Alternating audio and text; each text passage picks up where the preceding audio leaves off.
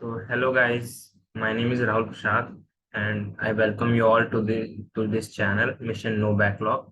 Uh, ये AI का unit 2 का वीडियो रहने वाला है, राइट। हमने SCPM के सारे वीडियोस डाले, सी कंपाइलर डिजाइन के सारे वीडियोस डाले और स्टूडेंट्स को बहुत अच्छा रिव्यू आया कि हमारे जो वीडियोस हैं उनको बहुत हेल्प कर रहे हैं, कहीं ना कहीं नोट्स अच्छे से हेल्प कर रहे हैं। और क्वेश्चन पेपर भी जब हमने एनालाइज किया तो हमें पता चला कि बहुत सारे क्वेश्चन जो हैं इंपॉर्टेंट क्वेश्चन से फंस रहे हैं, राइट। तो AI का भी हम चालू करने वाले हैं, ये सेकंड यूनिट का वीडियो होगा, राइट।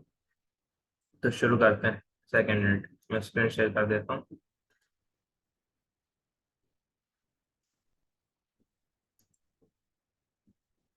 पहले इंपॉर्टेंट क्वेश्चन देख लेते हैं गाइस, यूनिट 2 का।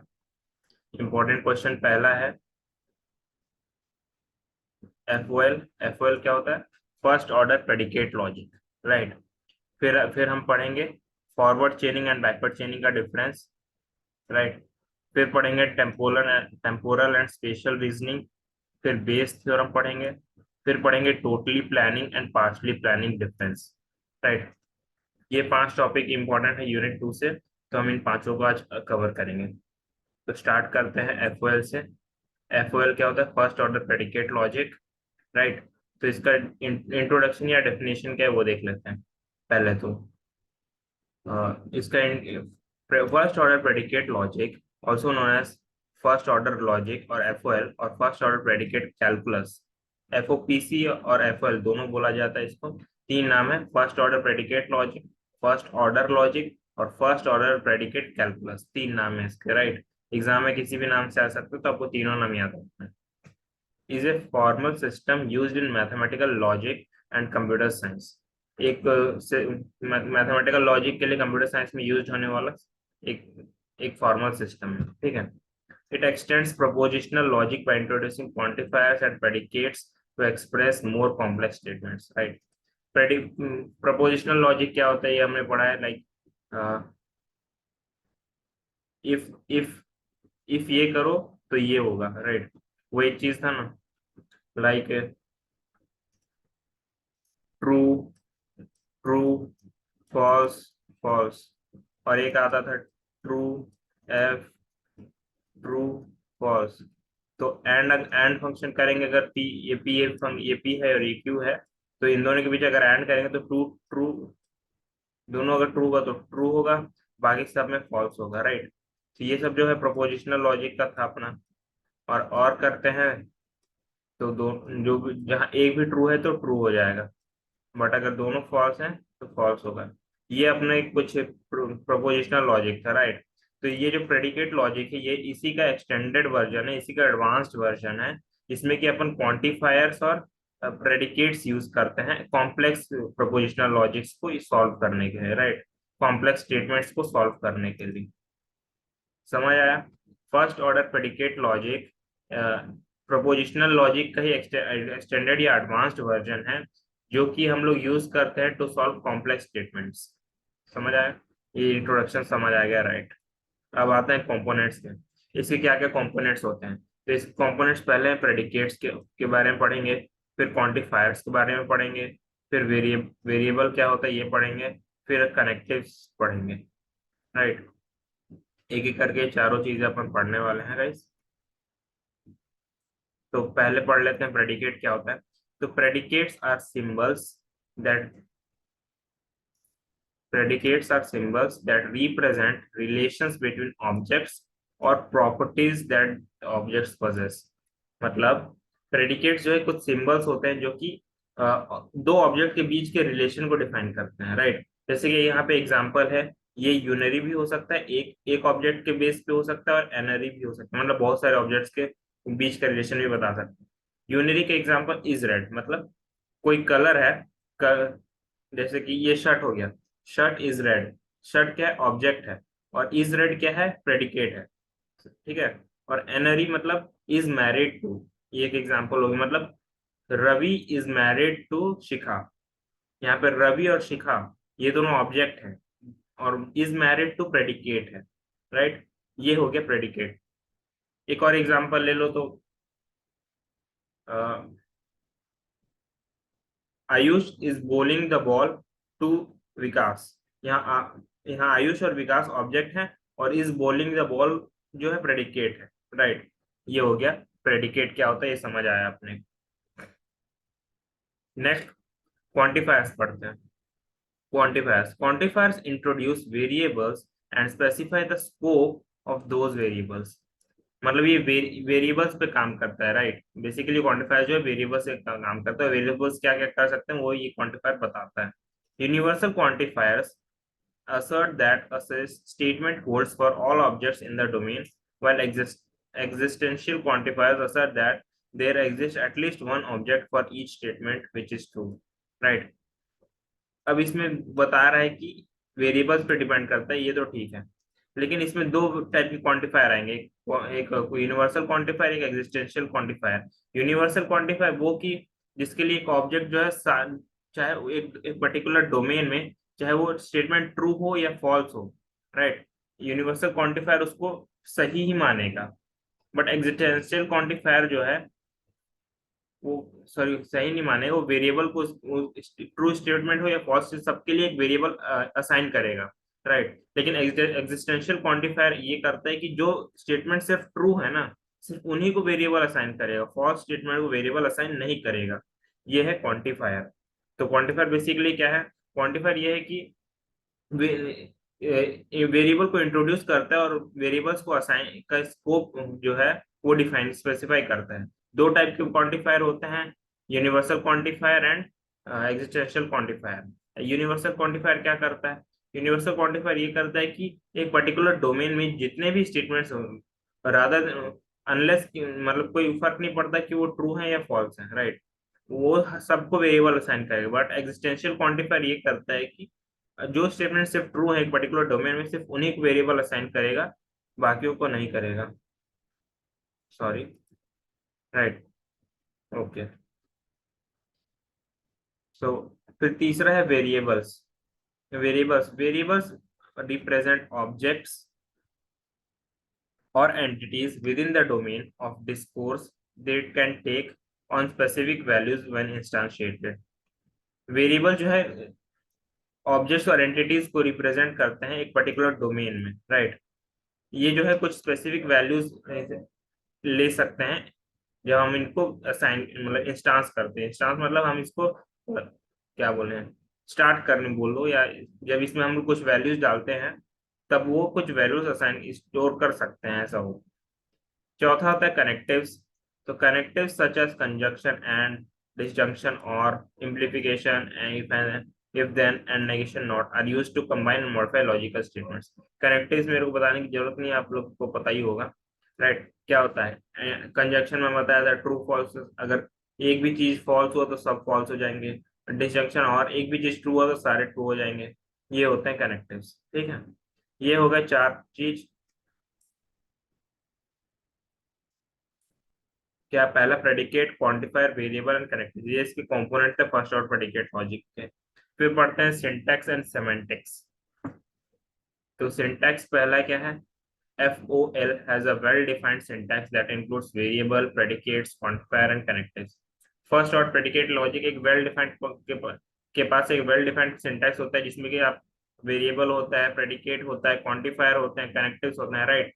It allows the formation of logical formulas and statements based on the. और ये सारे वेरिएबल, प्रेडिकेट कनेक्टिव ये सबको कंबाइन करके एक लॉजिकल फॉर्मूला फॉर्म करता है ये जो इसका जो सिंटैक्स है, राइट।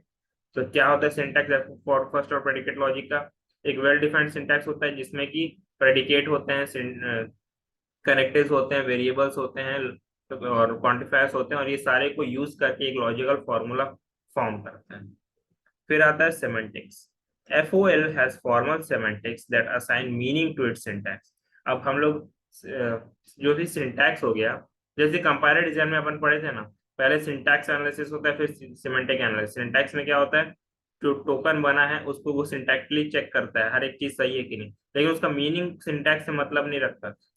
उसका जो मीनिंग फॉर्म होता है कि जो सिंटैक्स वो मीनिंगफुल है या नहीं, वो सिमेंटिक एनालिसिस में होता है। सेम चीज यही होती है, यहाँ भी होती है कि सिंटैक्स तो हो गया, सिंटैक्स बन गया, बट उसको मीनिंगफुल सिंटैक्स है या नहीं वो यहाँ चेक करते हैं। इट डिफाइंस हाउ कैसे प्रेडिकेट और क्वांटिफायर इंटरैक्ट का बीच में इंटरैक्ट हुआ है ऑब्जेक्ट के साथ, किस डोमेन में हुआ है, जो स्टेटमेंट वो ट्रू है या फॉल्स है, ये सब चीजें यहाँ चेक होती हैं, राइट। तो थर्ड पॉइंट भी हो गया अपना syntax and semantics. Last point है एप्लीकेशन, कहाँ कहाँ फर्स्ट और प्रेडिकेट लॉजिक का एप्लीकेशन होता है। गाइस पहले तो मैथमेटिक्स में होता है, ऑब्वियस ये चीज है। प्रपोजिशनल लॉजिक हमने मैथ्स में पढ़ा है, राइट, कि if then and disjunction conjunction, ये सब हम मैथ्स में पढ़ चुका है। कंप्यूटर साइंस में ऑटोमेटेड थ्योरम प्रूव के लिए आईआई में यूज होता है, डेटाबेस सिस्टम्स में यूज होते हैं। एनएलपी में एनएलपी में भी नेचुरल लैंग्वेज को स्टेटमेंट का जो स्टेटमेंट है उसका सही है कि नहीं चेक करने के लिए, लॉजिकल इन्फ्रेंस चेक करने के लिए, मीनिंग अंडरस्टैंड करने के लिए यूज होता है, और फिलोसफी में भी यूज होता है, राइट। चार चीज के एप्लीकेशन थे, क्या क्या थे? मैथमेटिक्स में एप्लीकेशन था, कंप्यूटर साइंस में, एनएलपी में एंड फिलोसफी में, राइट। ओके, एक second.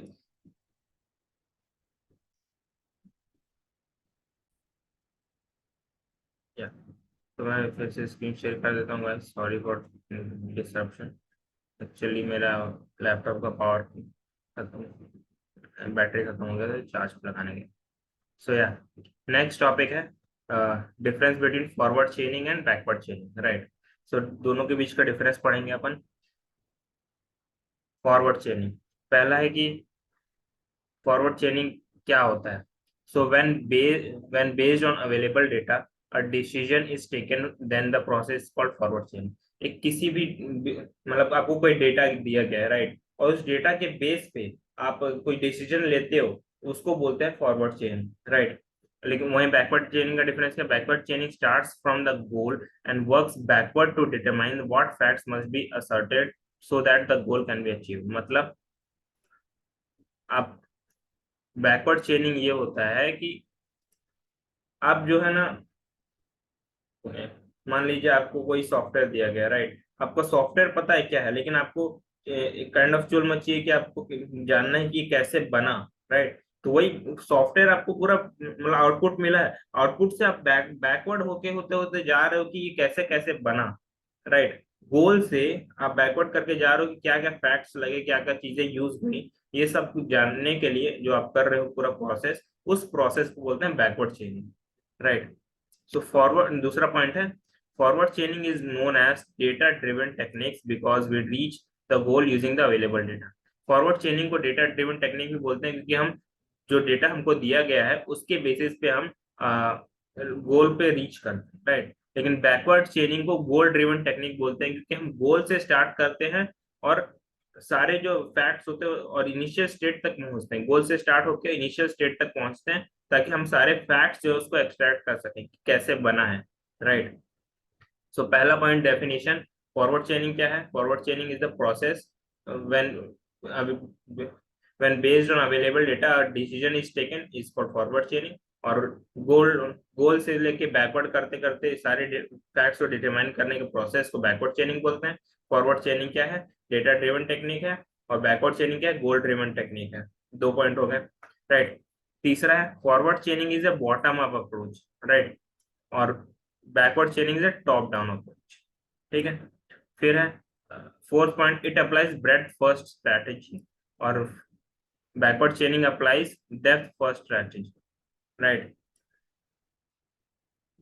Obviously breadth first strategy अपनाएंगे क्योंकि अब आपके पास डेटा दिया है तो आप स्टार्ट कर रहे हो, स्टार्ट करके आप सेकंड दूसरे लेयर पे आए, दूसरे लेयर पे पूरा चीज करोगे, प्रोसेस करो। लाइक एक एग्जांपल ले लेते हैं, पहले आप डेटा कलेक्ट करते हो, डेटा को फिर प्री प्रोसेस करना पड़ेगा ना, डायरेक्ट आप दूसरे तीसरे स्टेप पे तो ये बिना प्री प्रोसेस के डेटा आप मॉडल नहीं बना सकते। तो इसलिए ब्रेड फर्स्ट स्ट्रैटेजी इसमें यूज होता है। और डेप्थ फर्स्ट स्ट्रैटेजी मतलब आपके पास आउटपुट है, आप पर्टिकुलर एक डोमेन ले लिया, अब उस डोमेन के अंदर घुसे जा रहे हो, तो डेप्थ में जा रहे हो उसके ना, तो डेप्थ फर्स्ट स्ट्रैटेजी यूज होगा, राइट।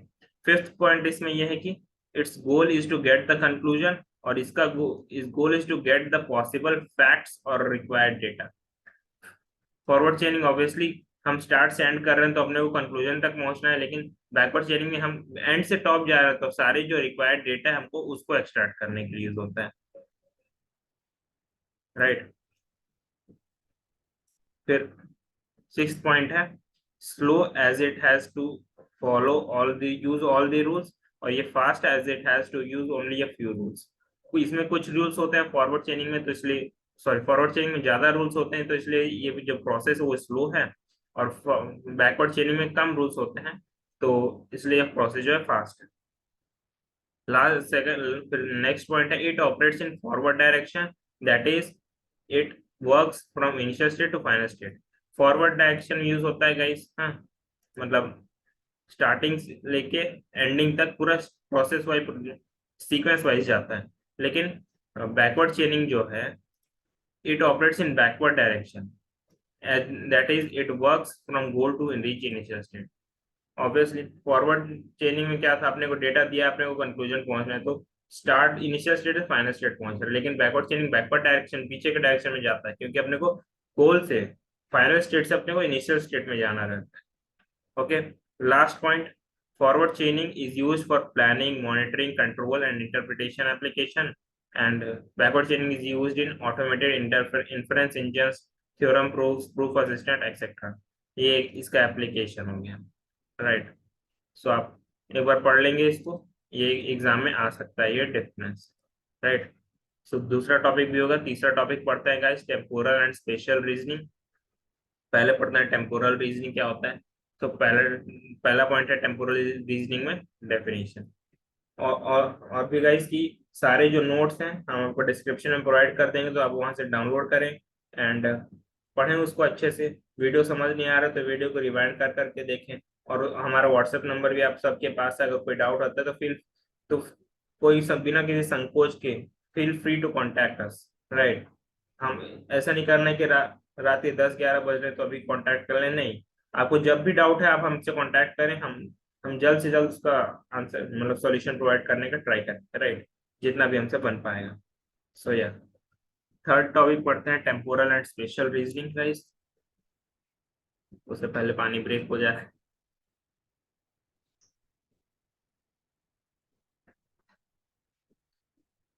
या so temporal reasoning definition. Temporal reasoning refers to the ability to understand and reason about events, actions, and changes that occur over time. Temporal reasoning जो है एक एबिलिटी होता है एक event और किसी भी इवेंट को अंडरस्टैंड करने का कि क्यों वो हो रहा है, राइट। मतलब एक एबिलिटी, जैसे कि टेम्पोरल रीजनिंग रियल लाइफ से रिलेट करके बताऊं तो शादी हो रहा है आपको, और शादी क्यों हो रहा है ये आपको अगर जानना है, तो ये होता है, ये जो एबिलिटी है कि आपको जानना है कि क्यों हो रहा है शादी, हाँ, इसके पीछे का रीजन क्या है, ये होता है टेम्पोरल रीजनिंग। तो temporal reasoning refers to the ability to understand and reason about event action and changes that occur over time. अगर कोई आपको गुस्सा मारा तो उसने क्यों मारा, ये आपको जानना है, ये हो गया temporal reasoning, right.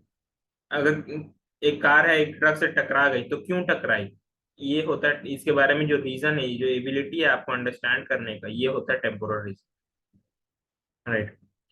Time represent दूसरा पॉइंट है guys time representation. Temporal reasoning involves time representing and manipulating time related information using formal systems such as timeline, calendar, and mathematical models. Temporal reasoning में हम calendar, timeline, mathematical models का use करके time related जो information उसको manipulate कर सकते हैं, right, उसको रिप्रेजेंट कर सकते हैं। जैसे कि एआई अपने एक चैटबॉट बनाया, अब उसको टाइम रिलेटेड इंफॉर्मेशन में कुछ करना चाहिए। अगर किसी सपोज आपने उससे उसको कुछ बोल दिया कि जैसे आज थर्सडे है और 3 दिन बाद क्या होगा, राइट, तो आपको हमें तो पता है 3 दिन बाद संडे होने वाला है, राइट, क्योंकि आज थर्सडे, फ्राइडे, सैटरडे, संडे, तीसरा दिन संडे होगा। लेकिन एआई को थोड़ी पता है, तो एआई जो है कैलेंडर, टाइमलाइन या मैथमेटिकल मॉडल के ये सब का यूज करके कुछ मैनिपुलेट करता है टाइम टाइम उसमें टाइम रिलेटेड इंफॉर्मेशन में, ताकि और रिप्रेजेंट करता है अपने को आउटपुट, राइट। ये होगा टाइम रिप्रेजेंटेशन। फिर तीसरा है temporal relationships. Temporal relationships encompasses the understanding and relationship between events such as temporal ordering, before, after, and temporal duration intervals, right।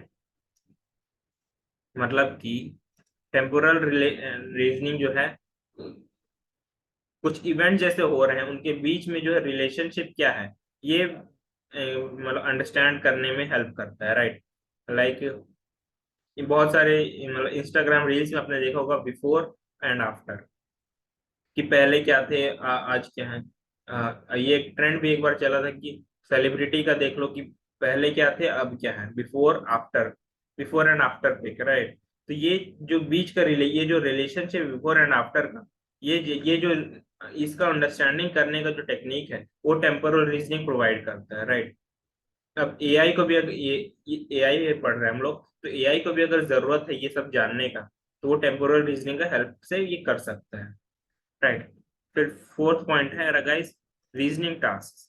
Temporal reasoning enable task such as temporal planning, scheduling actions over time, temporal reasoning about temporal constraint, temporal properties and temporal causality, right. Reasoning task, अगर AI को कुछ reasoning task दिया गया तो वो perform करने के लिए टेम्पोरल रीजनिंग हेल्प करता है, क्योंकि ये scheduling actions over time, time to time जो भी ऑप्शंस परफॉर्म हो रहे हैं उसको शेड्यूल करने में हेल्प यूज होता है, कॉज एंड इफेक्ट रिलेशनशिप को एनालाइज करने में यूज होता है, राइट। तो बहुत सारी चीजें ये है कर सकता है। फिर लास्ट पॉइंट है applications, application. Temporal reasoning is crucial in fields like project management, scheduling, robotic, computer vision to ensure accurate sequencing of events, synchronization, coordination। Project management, scheduling, robotics, computer, ये सब में इसका यूज होता है temporal reasoning का, right. क्या क्या points थे इसके, एक बार रीड कर लेते हैं, रिवाइज कर लेते हैं। Definition, time representation, temporal relationships, reasoning task, application. मैं फिर बोलूंगा, definition, time relation, time representation, temporal relationships, reasoning task and applications, right. 5 point हो गए। अब इसमें से कोई भी 4 लिख सकते हो या पांचों भी लिख सकते हो, कोई इशू नहीं, राइट। सो नेक्स्ट टॉपिक है स्पेशल रीजनिंग गाइस। क्या होता है spatial reasoning, sorry, spatial reasoning definition पढ़ते हैं। Spatial reasoning involves the ability to understand and reason about spatial relationships, configuration and properties of objects and their position in physical और abstract. Special से आप समझ लीजिए यहाँ ज्योग्राफी की बात चलेगी, राइट, कि पर्टिकुलर लोकेशन में है या एक प्रॉपर्टी है उसका मतलब कितना स्क्वायर फीट का प्रॉपर्टी है, ये सब जानने का जो एबिलिटी या एंड ये सब जानने या अंडरस्टैंड या रीजन करने का जो एबिलिटी प्रोवाइड करते हैं एआई को, वो स्पेशल रीजनिंग प्रोवाइड करता है, राइट। ज्योग्राफी से रिलेटेड सारी चीजें जो होती हैं वो जानना, उसको अंडरस्टैंड करना है, उसको रीजन करने का जो एबिलिटी है वो स्पेशल रीजनिंग प्रोवाइड करता है, राइट। फिर आता है special special representation guys, right. The spatial reasoning includes the representation of objects and their special properties using coordinate systems, maps, diagrams, and geometric models, right? अब special representation क्या है, representation of objects, मतलब को जो भी geographical चीज जो आपको जो एआई को चाहिए स्पेशल प्रॉपर्टीज में या को रिप्रेजेंट करने के लिए, राइट। किसी ऑब्जेक्ट का स्पेशल प्रॉपर्टीज जो है उसको रिप्रेजेंट करने के लिए एआई को जो जो चीज चाहिए वो इसमें होता है कि कोऑर्डिनेट सिस्टम, मैप और डायग्राम का यूज करके वो ऑब्जेक्ट्स का स्पेशल प्रॉपर्टी बताता है। कुल मिला के स्पेशल रिप्रेजेंटेशन ये है कि एक ऑब्जेक्ट है, मान लीजिए एक घर है, घर का आपको स्पेशल प्रॉपर्टी लाइक उसका लोकेशन क्या है, उसको कितना स्क्वायर फीट का एरिया है, वो सब जो है स्पेशल रीजनिंग जो है आपको प्रोवाइड करता है using the coordinates of particular location, map, diagram and geometric models, right. इतना समझ आया, गुड। अब तीसरा पॉइंट पढ़ते हैं गाइस। तीसरा पॉइंट है स्पेशल रिलेशनशिप्स। तो special reasoning encompasses understanding relationships such as distance, adjacent, containment, orientation and connectivity, right. तो स्पेशल रीजनिंग जो है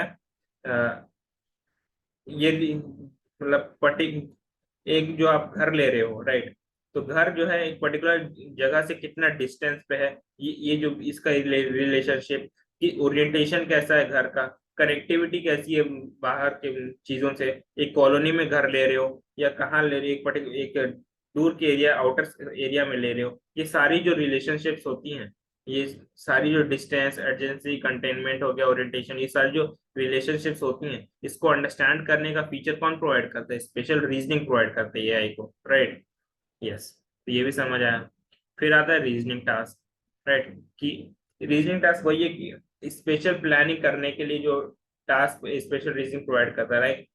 ऑब्जेक्ट्स का अरेंजमेंट कैसा होगा, पर मतलब उनका उनका जो कोऑर्डिनेट्स है, पर्टिकुलर उनका ओरिएंटेशन कैसा होगा, कि कितना डिस्टेंस होना चाहिए, ये सब जो रीजनिंग का जो चीजें एआई को चाहिए रहता है, वो स्पेशल रीजनिंग प्रोवाइड करता है।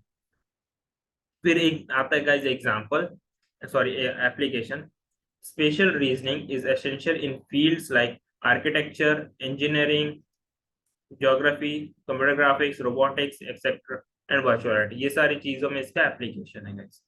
आई होप कि आपको टेम्पोरल एंड स्पेशल रीजनिंग समझ आया होगा।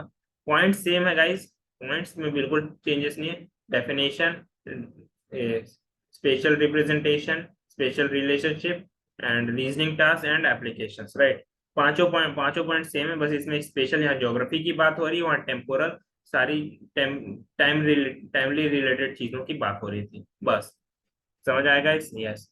तो ये एक इम्पोर्टेंट क्वेश्चन था जो कि आप लोग पढ़ लेंगे, एक बार और रिवाइज कर लेंगे गाइस। नेक्स्ट आता है Bayes theorem. Bayes theorem again important topic है, क्योंकि मैथ्स में भी यूज होता है, इस एआई के मैथमेटिकल कैलकुलेशंस में भी बेस थ्योरम का बहुत यूज हुआ है, राइट। सो बेस थ्योरम पढ़ेंगे अपन। पहला पढ़ने हैं इसका इंट्रोडक्शन, क्या होता है बेस के theorem. So Bayes theorem, named after reverend Thomas base, is the fundamental concept in probability theory and statistics, right. तो बेस थ्योरम किसके नाम पे पड़ा है? रेवरेंड थॉमस बेस, इन्होंने ही इसको बेस थ्योरम को इजाद किया था, राइट। सो एक फंडामेंटल कॉन्सेप्ट है प्रोबेबिलिटी और स्टैटिस्टिक्स का, right. It provides a way to update the probability of an event based on new evidence and information। एक एक रास्ता प्रोवाइड करता है एक इवेंट का जो प्रोबेबिलिटी है उसको अपडेट करने के लिए, यूजिंग नए एविडेंस और इंफॉर्मेशन को लेके एक इवेंट जो हो रहा है उसका प्रोबेबिलिटी को अपडेट करता है, सीधी सी बात बोले तो, राइट।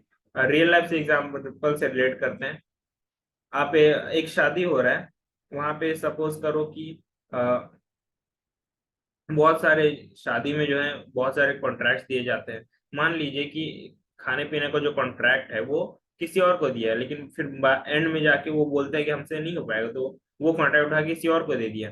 तो ये जो अपडेशन हो रहा है प्रोबेबिलिटी में कि जल्द ये मतलब पहले ये लेता तो जल्दी काम होता, लेकिन अब डिले होगा काम में क्योंकि दूसरे को दिए तुरंत, तो वो भी थोड़ा टाइम लगाएगा। तो ये जो अपडेशन हो रहा है नए एविडेंस या नए इंफॉर्मेशन को लेके, राइट, एक इवेंट में, उसको बोलते हैं, एक उसको करने का जो रास्ता मिला है अपने को, वो होता है बेस थ्योरम, राइट। दूसरा पॉइंट है इसमें कंडीशनल प्रोबेबिलिटी। बेस थ्योरम में कंडीशनल प्रोबेबिलिटी भाई बहुत जरूरी होता है, राइट, सब जानते होंगे इसको। So Bayes theorem revolves around conditional probability. Bayes theorem conditional probability के आजू बाजू ही घूमता रहता है, क्योंकि कंडीशनल प्रोबेबिलिटी का बेस थ्योरम में बहुत ही इंपॉर्टेंट रोल है। बिना कंडीशनल प्रोबेबिलिटी के बेस थ्योरम सॉल्व नहीं होगा। जिन्होंने प्रोबेबिलिटी टॉपिक अच्छे से पढ़ा होगा मैथ्स में, उनको पता होगा कि कंडीशनल प्रोबेबिलिटी कितना इंपॉर्टेंट है, राइट। मैं उतना डेप्थ में अभी नहीं जाऊंगा बिकॉज एआई पढ़ रहे हैं अपन। Which is the probability of an event A occurring given that another B event has already occurred, it is denoted by P A bar B। तो कंडीशनल प्रोबेबिलिटी क्या होता है? एक प्रोबेबिलिटी है कि एक इवेंट है ए जो कि अकर हो रहा है, और हमको बी इवेंट अकर हो चुका है, ये ऑलरेडी अकर हो गया है। इन दोनों के बीच का जो प्रोबेबिलिटी फाइंड होता है ना, वो कंडीशनल प्रोबेबिलिटी फाइंड करता है। कंडीशन डाल दिया कि बी का बी हो गया है भाई, अब ए को जल्दी करो, राइट। ए अकर हो रहा है लेकिन बी हो गया है, ये जो कंडीशन हो रहे हैं ना, कंडीशन दे दिए, इसलिए इसको कंडीशनल प्रोबेबिलिटी बोला जाता है, राइट। सो तीसरा पॉइंट है guys, components of Bayes theorem. So पहला है prior probability P of A, the initial probability of event A before any new evidence is considered. Prior probability मतलब स्टार्टिंग में अगर एक, जैसे मैंने वो शादी का लिया था कि अलग अलग कॉन्ट्रैक्ट दिए, सपोज मतलब अरेंजमेंट का कॉन्ट्रैक्ट एक को दे दिए, मतलब सजाने वजाने का कॉन्ट्रैक्ट एक को, खाना बनाने का कॉन्ट्रैक्ट अलग को। तो ये जो स्टार्टिंग में जो कॉन्ट्रैक्ट दिए जा रहे हैं, इनिशियली जो कॉन्ट्रैक्ट दिए जा रहे हैं, जो प्रोबेबिलिटी हुआ बिना किसी नए एविडेंस के को लिए हुए जो हमें प्रोबेबिलिटी हम दिए हैं, वो मिला है अपने को इनिशियल प्रोबेबिलिटी, राइट, वो उसको बोलते हैं प्रायर प्रोबेबिलिटी। ओके, समझ आया? या सो दूसरा पॉइंट है guys likelihood, the probability of observing evidence be given that event A has occurred. मतलब ए जो इवेंट था वो अकर हो चुका है, अब बी जो नए जो चीज है उसको हम लोग ऑब्जर्व कर, नया एविडेंस जो है उसको हम लोग देख रहे हैं कि ऐसा हो सकता है कि नहीं। ये जो ऑब्जर्व करना हुआ किसी दूसरे इवेंट को, वो होता है लाइक्लीहुड, राइट। फिर तीसरा आता है marginal probability, the probability of observing evidence B regardless of the occurrence of event A. Marginal probability मतलब अ, हम बी का जो इवेंट है उसको ऑब्जर्व कर रहे हैं, एक हो या ना हो हमको उससे मतलब नहीं, लेकिन हमको बी को ऑब्जर्व करना है कि बी कैसे काम कर रहा है, राइट। ये जो जानना होता है कि एक दो दो इवेंट जो है इसमें इंडिपेंडेंट रहते हैं एक दूसरे के, एक दूसरे से कनेक्टेड नहीं रहते हैं, डिपेंडेंट नहीं रहते, इसलिए इसको ये मार्जिनल प्रोबेबिलिटी की एक इवेंट को हम लोग ऑब्जर्व कर रहे हैं रिगार्डलेस बी दूसरा इवेंट जो है वो अकर हुआ है नहीं हुआ है उससे अपने को मतलब नहीं, एक इवेंट जो है उसको ऑब्जर्व कर रहे हैं, उसको देख रहे हैं, उसको अपने को कंप्लीट करना है, राइट। सो लास्ट पॉइंट है guys posterior probability, the updated probability of event A after taking into account the new evidence B। मतलब कि ए इवेंट हो, अब जो हो गया है उसको अपडेटेड प्रोबेबिलिटी जो है इवेंट ए का, अब हम बी एविडेंस को लेके इसमें इवेंट ए में जो अपडेटेड अपडेटेड प्रोबेबिलिटी है उसको बोलते हैं पोस्टीरियर प्रोबेबिलिटी, राइट। मैंने बताया था ना कि एक बंदे को खाने का ऑर्डर दिया लेकिन उसने मना कर दिया, दूसरे को दिए, अब दूसरे को कंसिडर करके जो ए में जो अपडेशन आया है उस अपडेटेड प्रोबेबिलिटी को हम बोलते हैं posterior posterior probability, right. So yeah guys ये चार प्रोबेबिलिटी थे। प्रायर प्रोबेबिलिटी इनिशियली जो दिया जाता है, likelihood probability A event occur हो गया है तो और बी को ऑब्जर्व कर रहे हैं उसको बोलते हैं मार्जिनल प्रोबेबिलिटी, दोनों इवेंट इंडिपेंडेंट होते हैं, ए अकर हो या ना हो बी को हम ऑब्जर्व कर रहे हैं, और पोस्टीरियर प्रोबेबिलिटी बी को लेके ए में जो प्रोबेबिलिटी अपडेशन हुआ है उस अपडेटेड प्रोबेबिलिटी को अपन पोस्टीरियर प्रोबेबिलिटी बोलते हैं, या सो चौथा पॉइंट है गाइस फॉर्मूला, बेस थ्योरम का फॉर्मूला क्या होता है, P of A P of A by B is equal to P of B by A multiplied by probability of A divide by probability of B. इसको हम लोग P of A by B को बोलते हैं probability of A is occurring given that B has already occurred is equal to probability of B is occurring given that A is already occurred multiplied by probability of A divided by probability of B, right. ये हो गया इसका formula.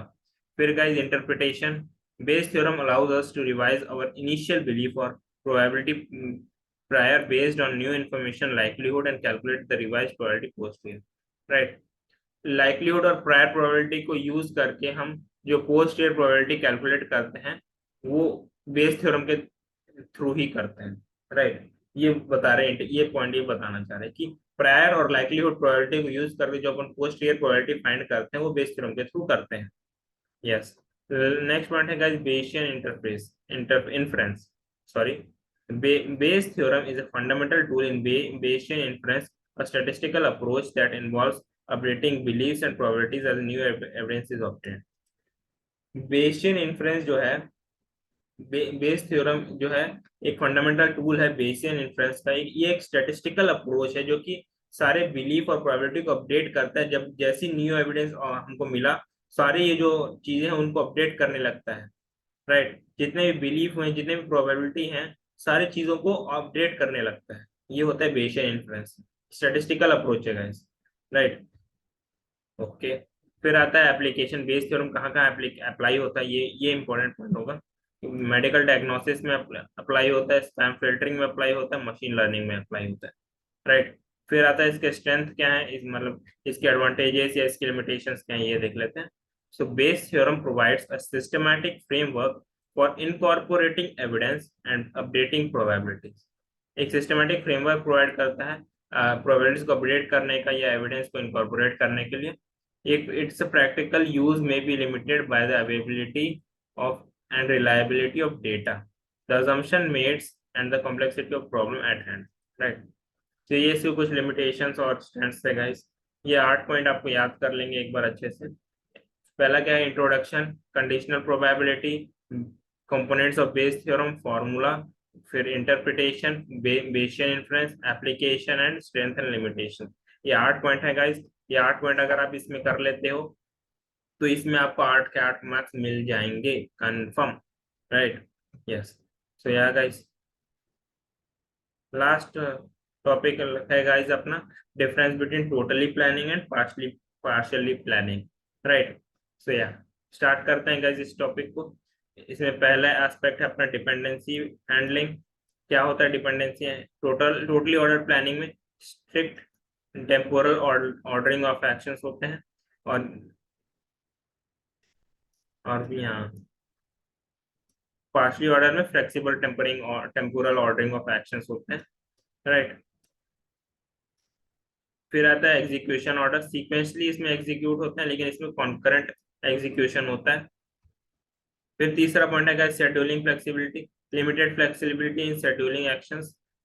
मतलब इसमें हम actions को मतलब strictly जो है, मतलब काइंड ऑफ स्ट्रिक्टली फ्लेक्सिबल, इसमें पूरा फ्लेक्सिबल नहीं होता, थोड़ा थोड़ा होता है। जैसे कि मैथ्स में अपन पढ़ते थे local maxima and local minima, global maxima, strictly increasing, strictly decreasing function, increasing decreasing function. Strictly increasing में बस ऊपर ही जाता था, और वैसे ही इसमें है कि लिमिटेड फ्लेक्सिबिलिटी बोले तो ये है कि पूरा नहीं, थोड़ा थोड़ा होगा शेड्यूल एक्शन, लेकिन पूरा नहीं हो पाएगा। लेकिन इसमें जो है फ्लेक्सिबिलिटी ज्यादा होता है पार्शली ऑर्डर में। Solution optimality, focus on finding optimal solution. Optimal solution find करने में यूज होता है, लेकिन ये फीजिबल सॉल्यूशन फाइंड करता है पार्शली ऑर्डर, ठीक है? Search complexity, generally simple search algorithm use करते हैं अपन टोटली ऑर्डर में, और पार्शली ऑर्डर में कॉम्प्लेक्स सर्च एल्गोरिथम्स यूज करते हैं।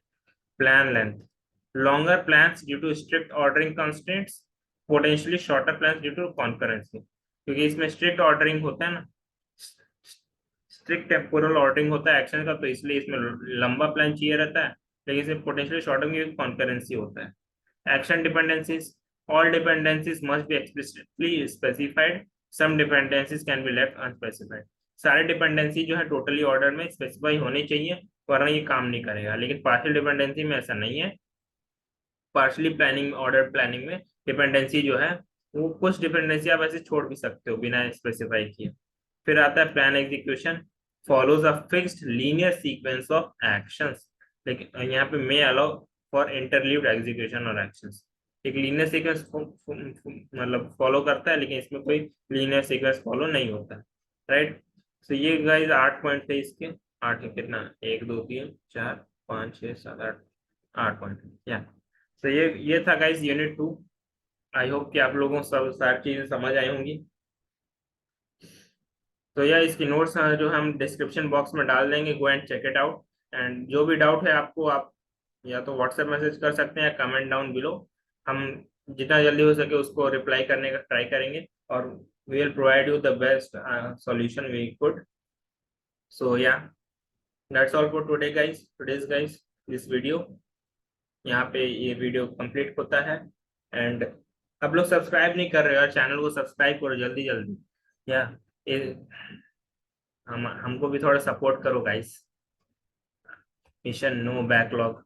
और जल्दी ये सारे वीडियोस जो हैं आप अपने फ्रेंड्स, अपने अनऑफिशियल ग्रुप्स या उस सब में शेयर करो गाइस, ताकि हमारा एम ही ये है कि हम किसी का बैकलॉग ना लगने दें, राइट?